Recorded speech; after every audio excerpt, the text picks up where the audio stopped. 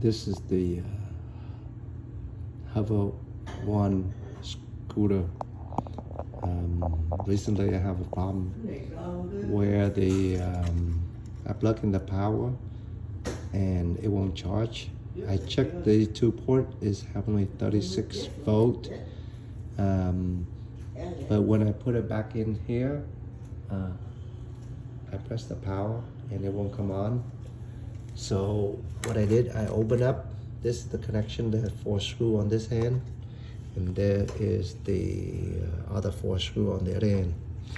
And when I open it up, this one is covered up, so I have to cut right in the middle with the scissor pointing up. Then I check the supply voltage is go to the 2 pin right here, go to this negative and this positive, and it have 42 volt input, but it's not charging because it's not charging, but the pack voltage go from measure from here to here is 36 volt. So I check each section. We went here and here, 4.1, here and here, 4.1, here and here, 4.1, but here to here, this cell is only 3.1. This one is 4.1, from here to here 4.1, from here to here 4.1, from here to here 4.1, and here to here is 4.1. So what happened is this one right here is only 3.1, so it prevents the whole pack not to charge. So you had to jump start this using something that anywhere 3.6 to 4.2 volt and jump right there. This is the negative end, even though they say red, but it's red compared to this point.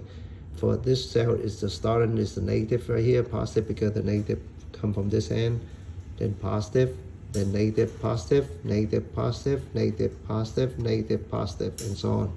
So this is the negative, and this positive for this cell right here, and this is 3.1, so it won't balance, it's out of balance for some reason. So that once you have that, then you should be able to plug in this power supply into this port and it will take charge.